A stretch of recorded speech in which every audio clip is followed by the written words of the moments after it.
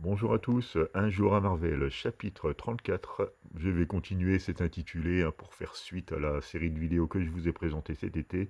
Bon, d'ailleurs, très peu de personnes ont participé, ont joué le jeu au niveau de la notation des différents films du MCU, afin, comme je vous l'avais expliqué dans les précédentes vidéos sur le thème, de faire un classement avec ma communauté, quoi. Mais bon, pour l'instant, on joue pas trop le jeu, mais peut-être que ça viendra, hein, je ne perds pas espoir.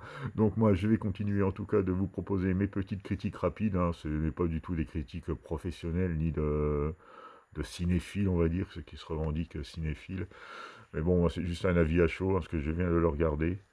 Bon, clairement, j'ai été un peu déçu par ce Deadpool, donc le troisième du nom.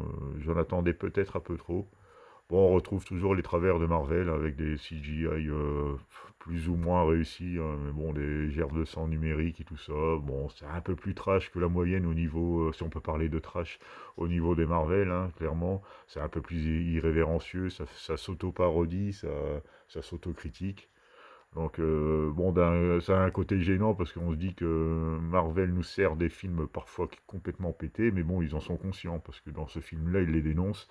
Donc, à voir si ce sur les prochaines productions, ils vont en tenir compte. Mais bon, je ne pense pas, parce que je pense qu'il y aura toujours un public pour ce genre de film.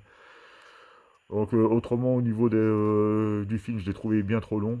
On tourne un peu en rond. Bon, c'est vrai qu'au début, on est content quand même de retrouver Deadpool. Le côté un peu gag, pipi caca. Bon, quand c'est bien fait, moi, ça me fait rire. Mais bon, pour le coup, là, on se lasse vite, quoi. Enfin, en tout cas, moi, je me suis vite lassé. Les scènes d'action, c'est un peu vite fait, les héros se font transpercer 15 000 fois. Bon, en fait, il y a pas d'enjeu, quoi, parce qu'on sait que là, c'est vraiment la comédie. Après, les chorégraphies de combat sont pas forcément réussies, les heures de son numérique. Enfin, les CGI plus ou moins réussis, hein, selon les scènes. Bon, après, le scénario, un peu brouillon pour moi. Je suis pas vraiment rentré dedans. Puis, à partir d'une heure et demie de film, là, j'ai commencé, même un peu avant, à m'ennuyer sévère, quoi, on va dire. On tourne un peu en rond, toujours les mêmes gags, toujours c'est éculé, quoi. Donc, je vais lui mettre la moyenne quand même, parce que bon, on va pas être trop méchant. J'y mets juste donc 2,5 sur 5 pour ce Deadpool et Wolverine, hein. Bon, je pensais lui mettre au moins 3,5, mais non, finalement, après visionnage, déception tout de même, quoi. Bon, on verra si Disney entend les critiques de ce film.